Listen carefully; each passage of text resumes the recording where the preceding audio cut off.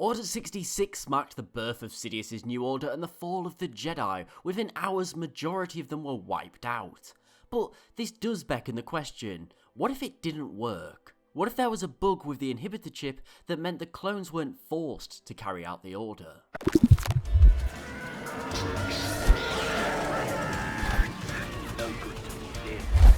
Now, we've talked before about if Order 66 never happened, something that would result in Sidious being removed from power. However, in somewhat of an updated theory, we're going to be saying, what if the clones still receive the order? However, there's no inhibitor chip, meaning they aren't forced to do this. So what does this mean? Well, one of the biggest benefits of Order 66 and the inhibitor chip was that when the order was initiated, it ensured total obedience.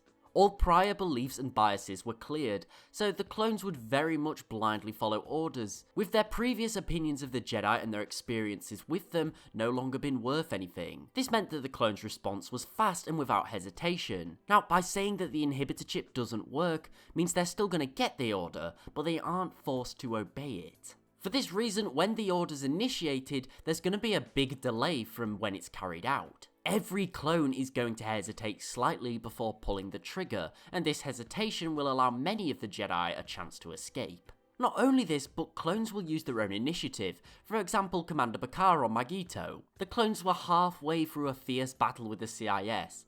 They wouldn't instantly turn on the Jedi right as the battle begins, as it's going to put them at a huge disadvantage, and they need to keep shooting at the enemy. As well as this, although many clones will still carry out the order, there are those who won't. A lot of clones were fiercely loyal to the Jedi, and as we've seen, clones are capable of disobeying orders, so I believe there's going to be a great deal of conflict in each clone. For example, Commander Cody probably wouldn't have killed Obi-Wan, and Gree probably wouldn't have tried to kill Yoda, because these clones have spent their entire wartime by the sides of the Jedi. However, many other clones, such as Commander Neo, who didn't overly like the Jedi, would turn on them instantly. For this reason, I believe many clone battalions would begin fighting amongst themselves, those wanting to obey orders as they were made to, and those who refused to kill their staunchest of allies, just because Sidious told them under a mysterious circumstance. Meanwhile, all this hesitation and infighting between Republic forces would give the Jedi ample time to flee and evacuate the Jedi Temple, so a huge portion of the Jedi will escape and survive. Meanwhile, I believe that Republic troops would actually begin fighting amongst themselves in a civil war between pro-Republic and pro-Jedi leaders. Now, we're still going to say that Anakin and Obi-Wan fight on Mustafar, and Anakin gets turned into the cybernetic Darth Vader, and the CIS's army is still shut down. However, this creates a huge problem. Over time, the Jedi loyalists made up of surviving Jedi, many pro-peace senators and worlds, and smaller groups of clones would likely have to flee to friendly worlds such as Alderaan, and they'd be able to carry out their way of life in defiance of this new empire. Meanwhile, Sidious and his new apprentice Vader and his loyal forces made up of many senators, Republic military staff, and majority of the clones